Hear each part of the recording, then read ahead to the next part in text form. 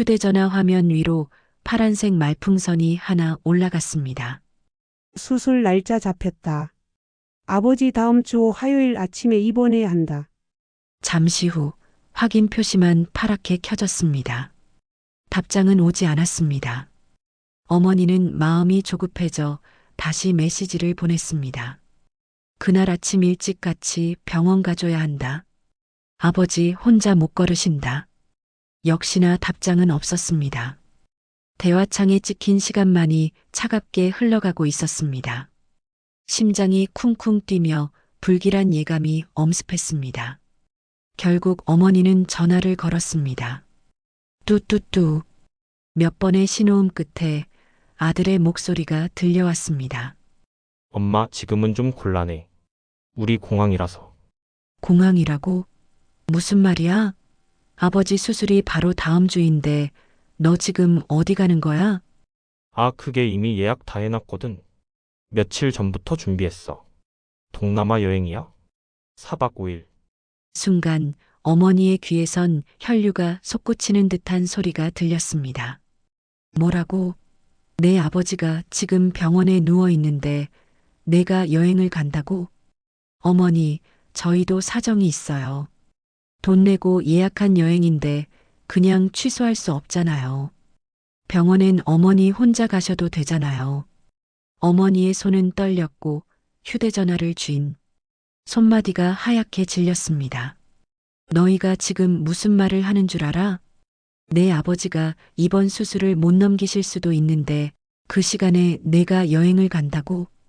며느리 내 입에서 그게 할 소리냐? 잠시 정적이 흐른 뒤 아들의 한숨 섞인 목소리가 들려왔습니다. 엄마, 너무 과장하지 마. 그냥 수술이잖아. 요즘 다들 하는 수술이라며. 큰일은 아니잖아. 우리도 휴식이 필요해. 그 말은 어머니의 가슴을 무너뜨렸습니다. 그녀의 눈앞에는 수술대에 오를 남편의 초췌한 얼굴이 겹쳐졌습니다. 그 옆에 있어야 할 사람은 다름 아닌 아들과 며느리였건만 그들은 여행이라는 이유로 등을 돌리고 있었습니다. 전화를 끊고 난 뒤 어머니는 멍하니 거실 한가운데 서 있었습니다. 벽식의 초침이 째깍 째깍 소리를 내며 그녀의 혼란스러운 마음을 비웃는 듯 했습니다. 그래, 결국 나 혼자군. 그녀는 속으로 중얼거렸습니다. 그날 밤 어머니는 깊은 결심을 했습니다. 이제는 더 이상 이 집에 살지 않겠다. 남편 수술 앞에서도 외면하는 아들, 며느리에게 이 집의 주소를 알려줄 이유가 없지. 팔아버리고 떠나버리자. 휴대전화에 저장된 아들의 이름을 바라보며 눈물이 한 줄기 흘렀습니다. 그 눈물은 단순한 슬픔이 아니었습니다. 수십 년을 쌓아온 믿음과 기대가 산산이 부서져 흘러내린 눈물이었습니다. 김영애 씨의 남편은 올해로 70을 넘겼습니다. 젊을 적에는 건설 현장에서 몸을 부대끼며 가족의 생계를 책임졌지만 오랜 세월의 노동은 결국 그의 몸을 갉아먹었습니다. 허리가 굽고 관절이 닳아 병원 신세를 지는 날이 잦아졌고 결국 주치의는 조심스럽게 수술을 받으셔야 합니다라는 말을 꺼냈습니다. 단순한 처치가 아니라 실패하면 목숨이 위태로울 수 있는 큰 수술이었습니다. 그 말을 들었을 때 영희 씨는 눈앞이 캄캄해졌습니다. 남편은 평생 가족을 위해 희생했고 제대로 쉬지도 못한 채 늙어버린 사람입니다. 이제라도 당신 편히 쉬게 해주겠다는 게 그녀의 마음속 약속이었습니다. 그런데 정작 그 약속을 지켜내야 하는 순간 옆에 함께 있어야 할 자식은 어디에도 보이지 않았습니다. 아들 부부는 몇 년 전 결혼 후 분가에 살고 있었습니다.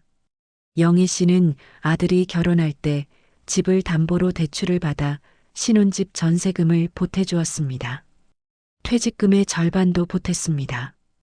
우리도 살 날 얼마 안 남았는데 얘들만 잘 살면 됐지 뭐. 그렇게 말하며 웃었지만 그 웃음 뒤엔 숨은 눈물이 있었습니다. 남편의 병원비와 생활비를 줄이고 자신은 헌 옷을 몇 년째 입으면서도 아들에게는 든든한 버팀목이 되어주고 싶었습니다. 아들은 결혼 후 점점 연락이 뜸해졌습니다. 처음엔 주말마다 들르겠다고 했지만 일이 바쁘다며 한 달에 한 번 얼굴을 비추는 것도 힘들어했습니다. 며느리는 겉으로는 공손했지만 늘 어딘가 차가운 벽을 세우고 있는 듯 했습니다. 명절에 모여도 오래 있지 않고 식사만 마치면 곧바로 돌아갔습니다. 영희 씨는 그런 태도에 서운했지만 아들의 행복을 바라는 마음에 굳이 불만을 내색하지 않았습니다. 남편의 건강이 나빠지면서 그녀는 아들 부부가 조금 더 가까이 와주길 바랐습니다.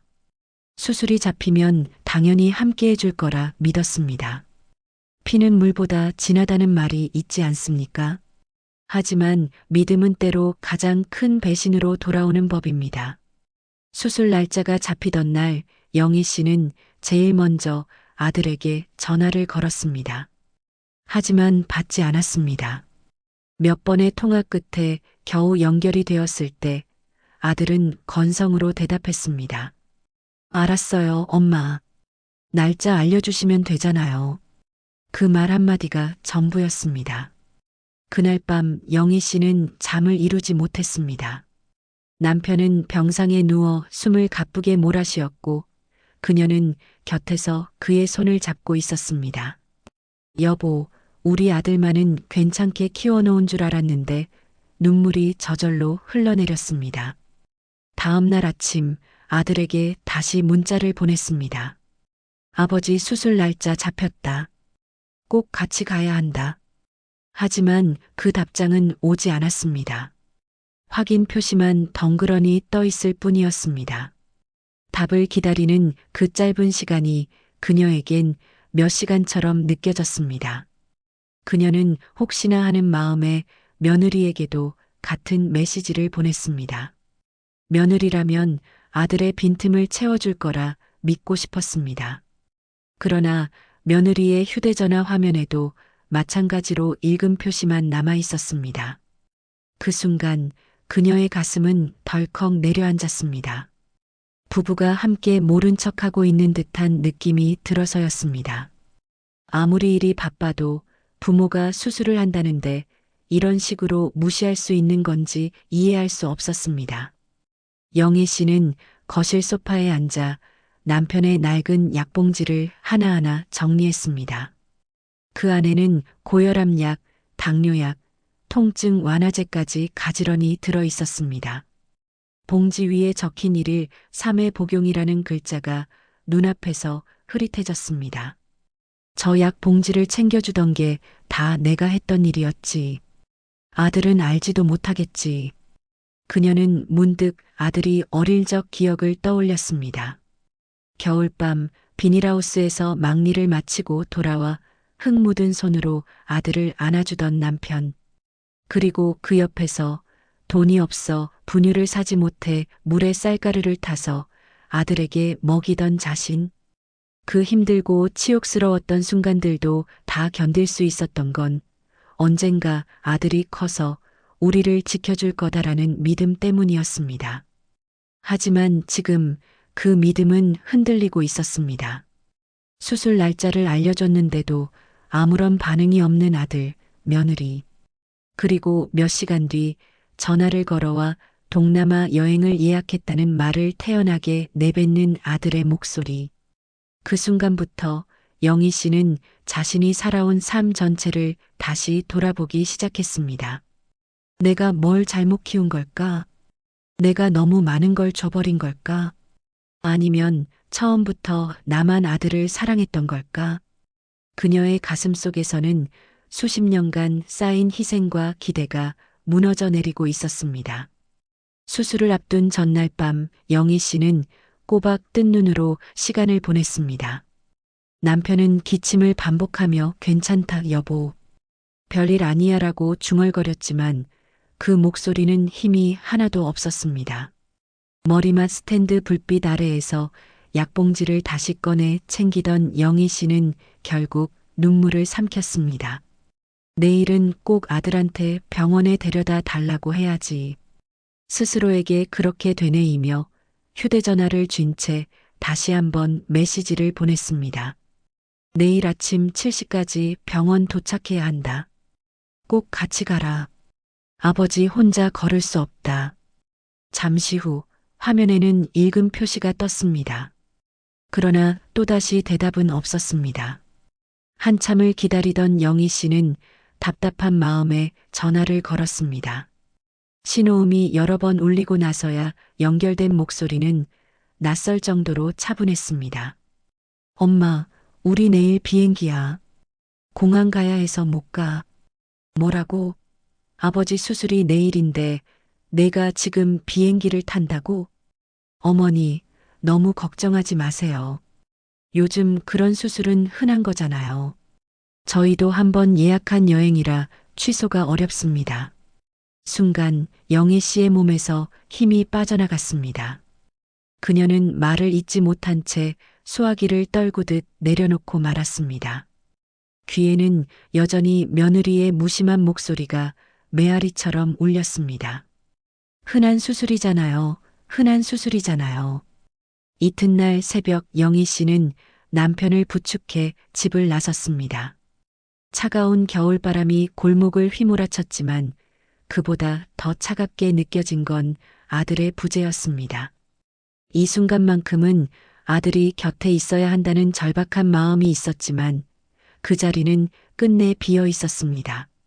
병원 입구에 들어서자 다른 환자들의 가족들이 눈에 들어왔습니다.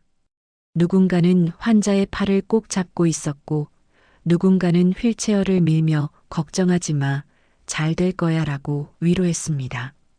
그 장면은 마치 일부러 대비하듯 영희 씨의 외로움을 더욱 뼈저리게 드러냈습니다.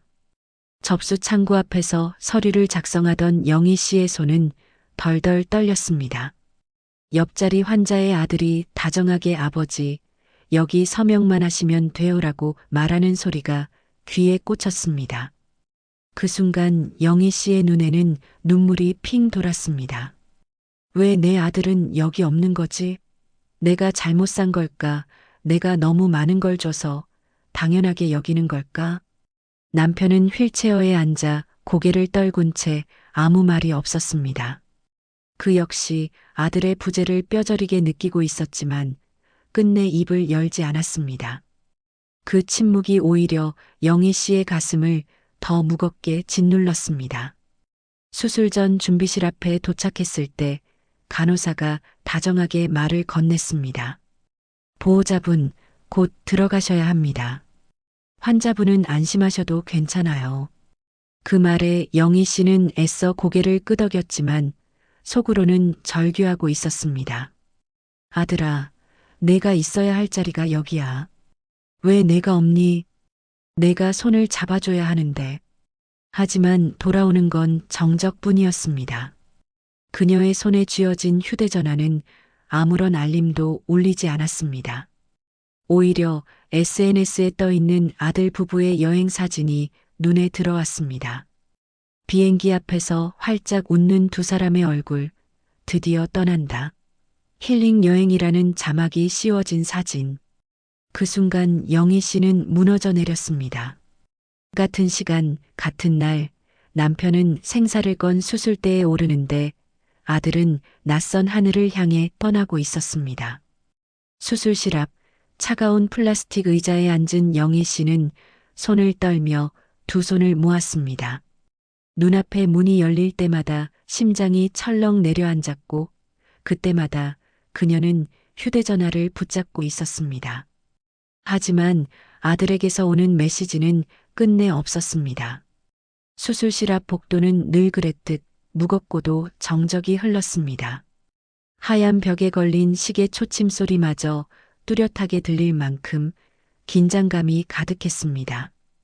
김영애 씨는 차가운 플라스틱 의자에 앉아 남편의 환자복 주머니에서 꺼낸 작은 손수건을 쥔 채 눈을 감고 있었습니다.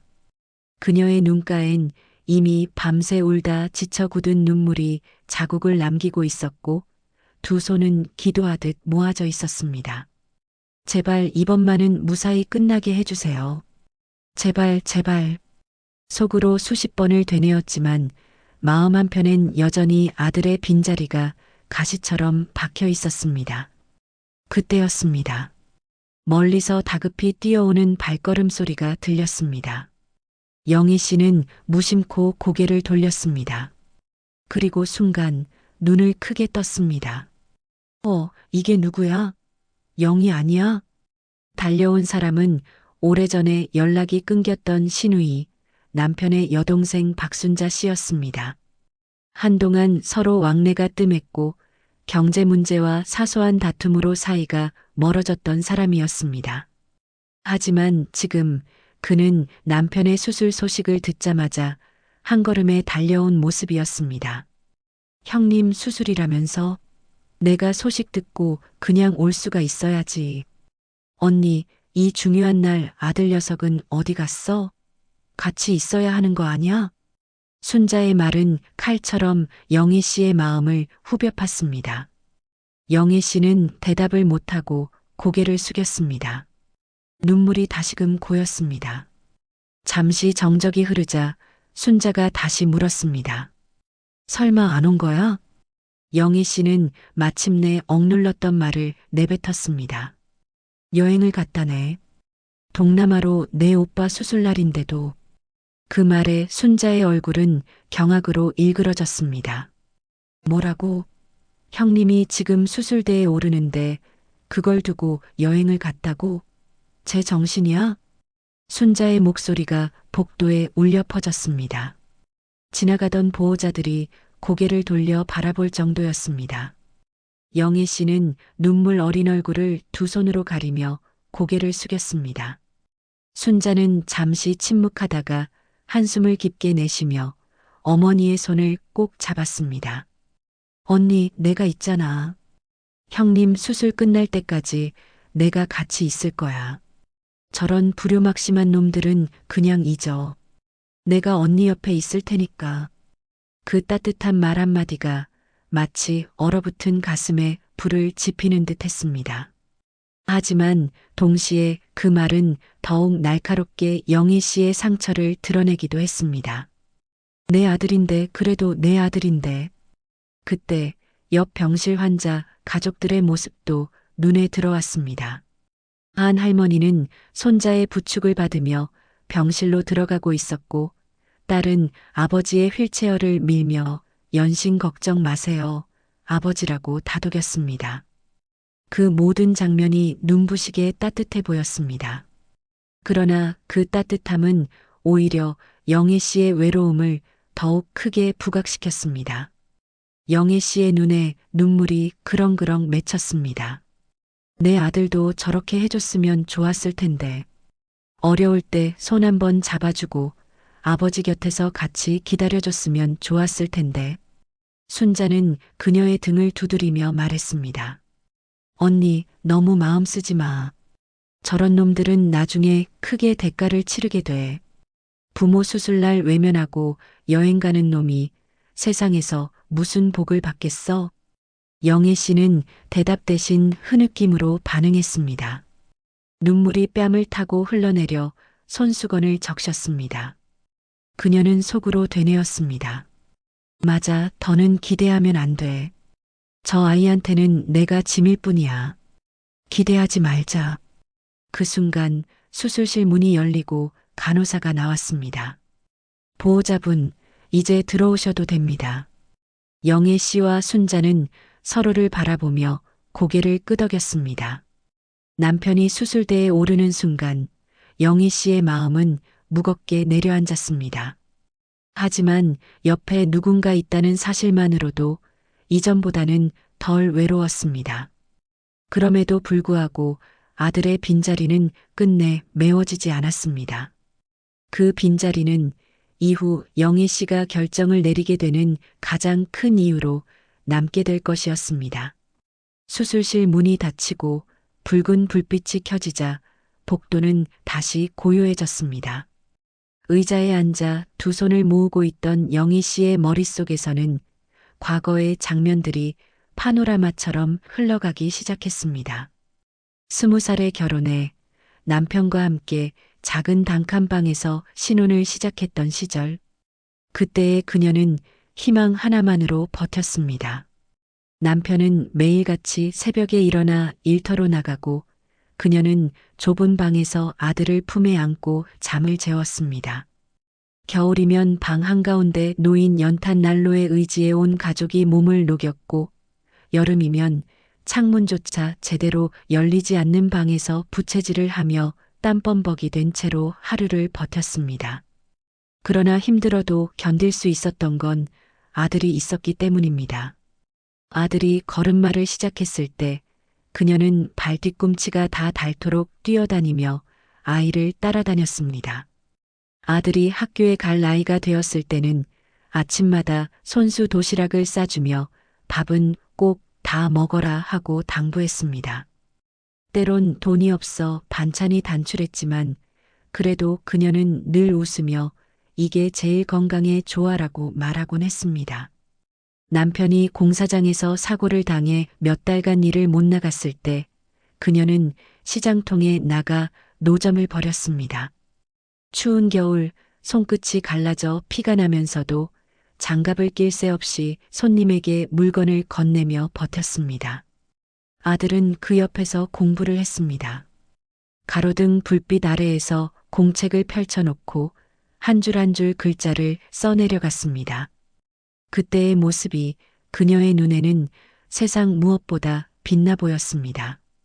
그래, 이 아이만큼은 내가 지켜야 해. 내 삶의 희망은 아들이다. 아들이 대학에 들어갈 무렵 집안 형편은 더 어려워졌습니다. 등록금을 마련하기 위해 영희 씨는 집을 담보로 대출을 받았습니다. 남편은 이미 허리 통증 때문에 일을 제대로 하지 못했고 그녀가 생계를 책임져야 했습니다.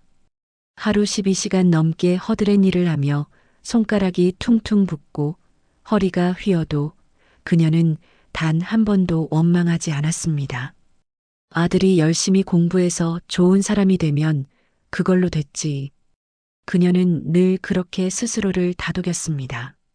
결혼할 때도 마찬가지였습니다. 아들이 며느리와 결혼을 결심했을 때 가진 돈이 없었던 아들은 어머니에게 의지할 수밖에 없었습니다. 그때 영애 씨는 퇴직금을 꺼내 전세 보증금을 보탰습니다. 심지어 남편 몰래 금반지와 작은 폐물까지 팔았습니다. 이제라도 좋은 집에서 시작해야 아이도 마음 놓고 살지. 그녀는 웃으며 돈을 내주었지만 속으로는 가슴이 쓸려나가는 듯 아팠습니다. 아들이 독립한 후 연락은 점점 뜸해졌습니다. 처음에는 이해하려 했습니다. 새 가정을 꾸리면 바쁘겠지. 둘이 잘 살면 된 거야. 하지만 시간이 갈수록 그 바쁨이 그녀를 밀어내는 벽이 되어 돌아왔습니다. 전화는 받지 않고 명절에도 잠깐 들렀다가 곧 자리를 떴습니다. 며느리는 예의는 지켰지만 어디까지나 형식적인 태도였습니다. 웃음은 있었지만 진심은 없었습니다. 그러던 어느 날 영희 씨는 남편의 병세가 악화되자 결국 병원에서 수술을 해야 한다는 말을 들었습니다.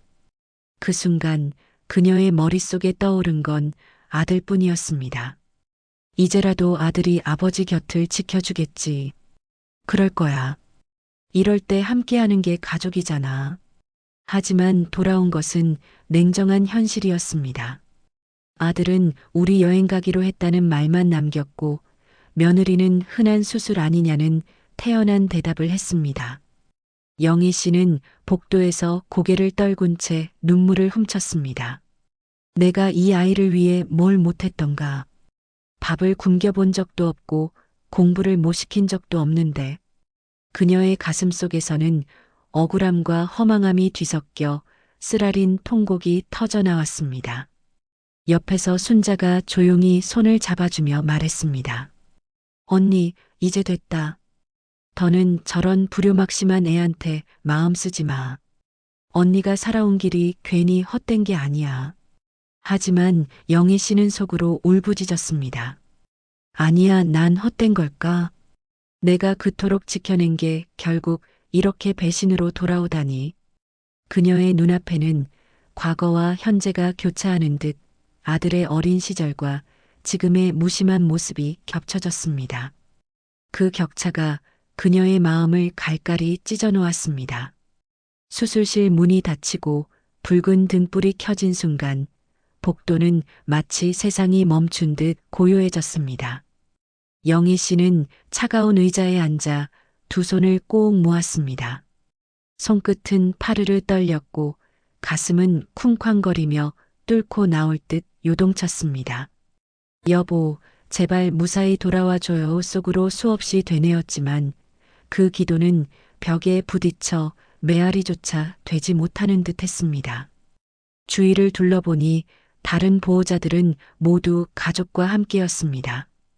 어느 딸은 어머니의 등을 다독이며 걱정 마, 금방 끝날 거야 라고 위로했고, 손자는 조그만 과자를 꺼내 할아버지 손에 쥐어주며 환하게 웃었습니다.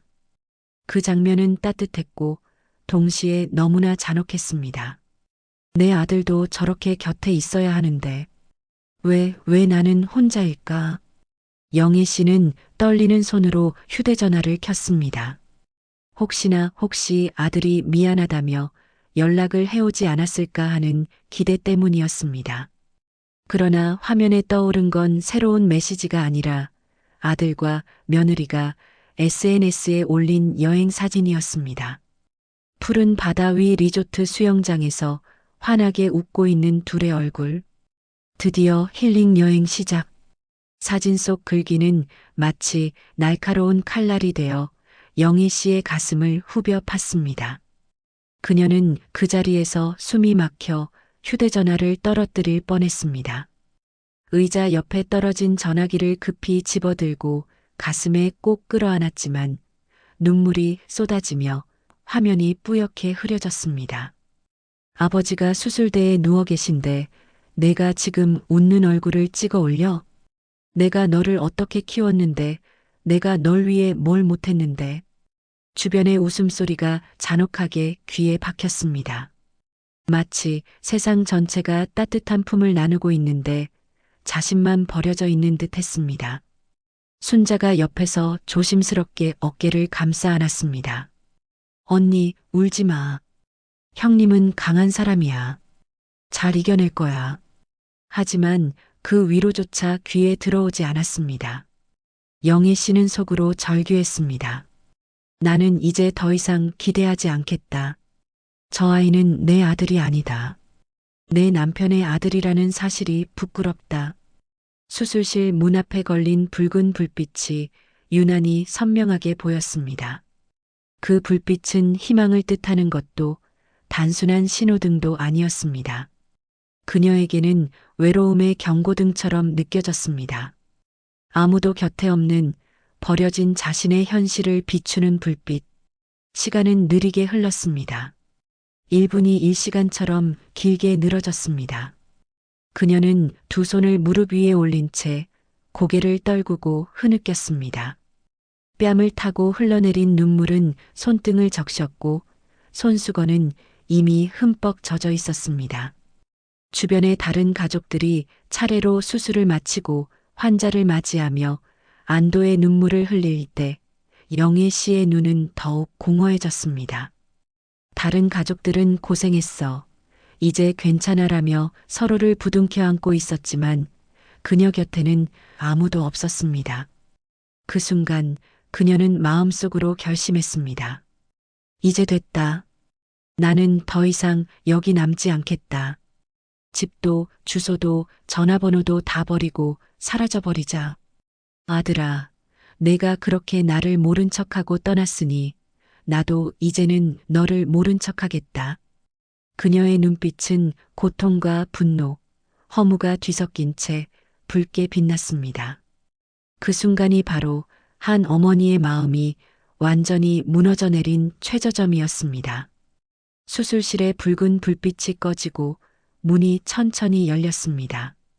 의사와 간호사들이 환자를 밀고 나왔습니다. 보호자분, 수술은 무사히 끝났습니다.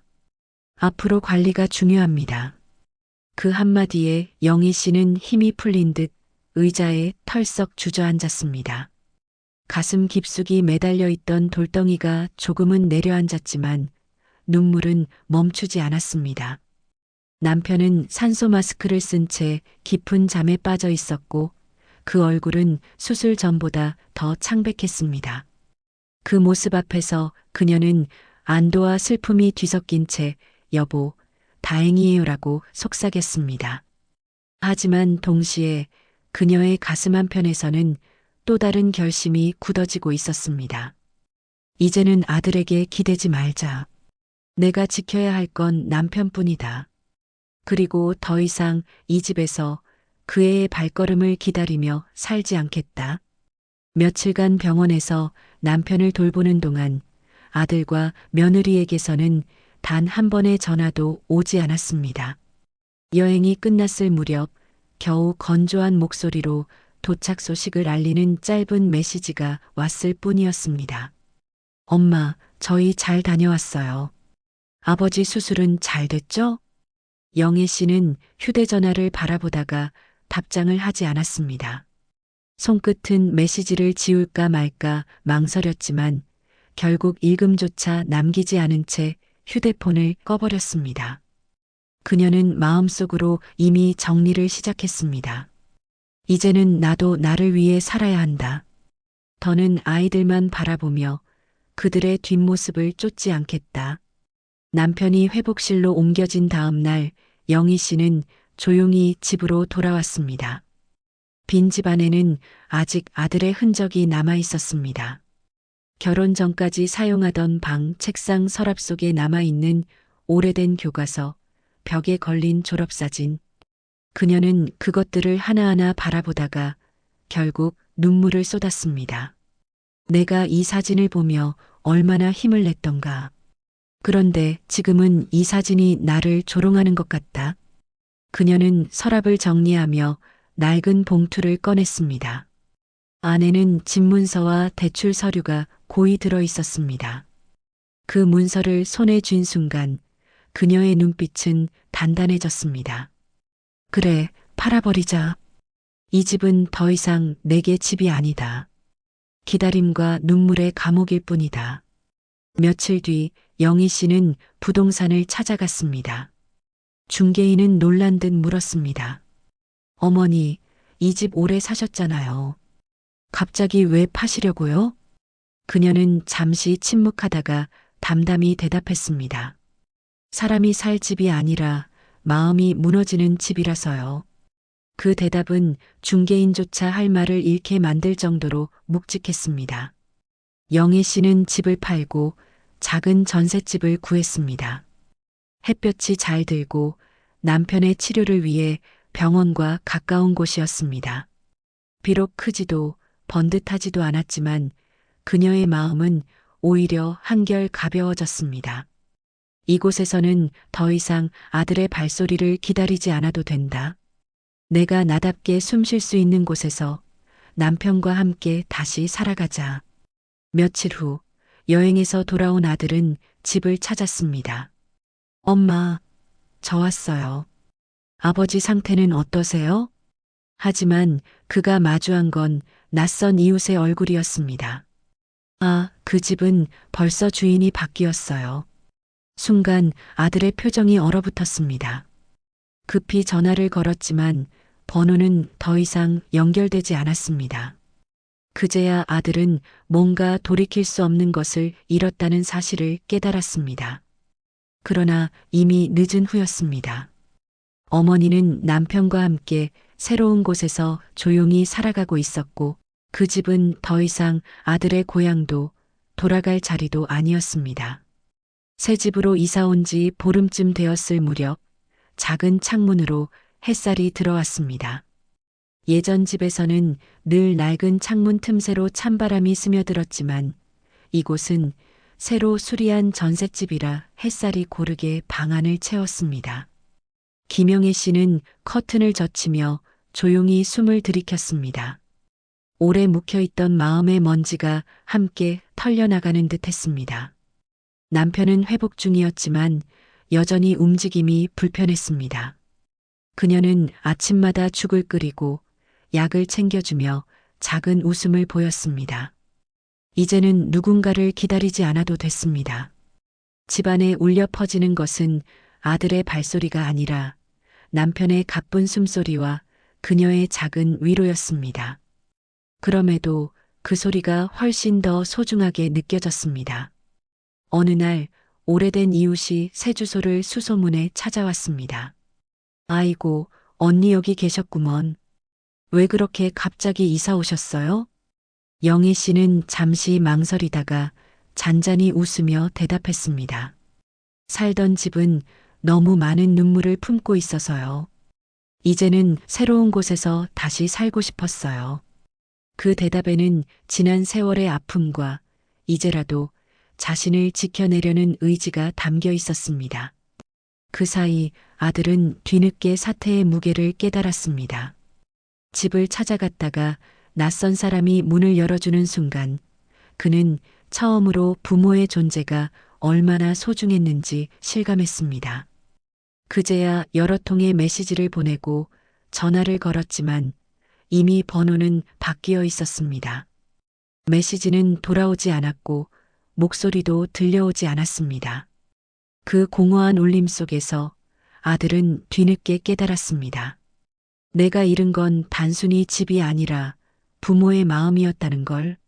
하지만 영희 씨는 이제 그마저도 마음에 담지 않기로 했습니다. 그녀는 속으로 중얼거렸습니다. 자식에게 기대지 말자. 내가 평생 지켜온 건 결국 남편과 나 자신이었어. 내가 아이에게 모든 걸 내줬지만 결국 돌아온 건 외면뿐이었지. 이제는 더 이상 아프지 않게 내 삶을 지켜내자. 밤이 깊어지면 그녀는 새 집의 작은 거실에서 조용히 기도했습니다. 하느님, 제 남편만 건강하게 해주세요. 그거면 충분합니다. 저는 더 이상 바라는 게 없습니다. 그 기도 속에는 서운함도 원망도 후회도 모두 담겨 있었지만 동시에 담담한 체념이 깃들어 있었습니다.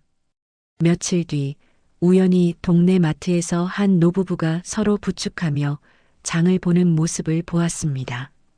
그 모습은 그녀에게 큰 위로가 되었습니다. 그래, 우리도 저렇게 서로를 부축하며 살면 되는 거지. 아들이 없어도 우리는 부부니까. 그 순간 그녀는 오래된 굴레에서 벗어난 듯 마음 한구석이 조금은 가벼워졌습니다. 이 사연이 전하고 싶은 메시지는 분명합니다. 부모의 희생을 당연하게 여기지 말 것. 효도는 나중이 아니라 지금 해야 한다는 것. 흔한 수술이라며 가볍게 넘길 일이 아니라 부모의 고통 앞에서는 무엇보다 가족이 곁에 있어야 한다는 사실. 어머니의 선택은 냉혹해 보일지 모릅니다.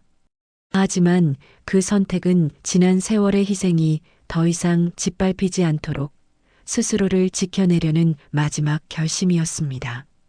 여러분, 오늘 이야기를 어떻게 들으셨나요? 혹시 지금도 바쁘다는 이유로 부모님께 전화를 미루고 있지는 않으신가요? 오늘이 지나면 다시는 기회가 오지 않을 수도 있습니다. 부모의 사랑은 끝이 없지만 자식의 불효에는 끝이 있습니다. 이 말이 여러분의 마음에 오래 남기를 바랍니다. 끝까지 시청해 주셔서 감사합니다. 앞으로도 사람 사는 이야기, 가슴 깊이 파고드는 사연으로 찾아뵙겠습니다.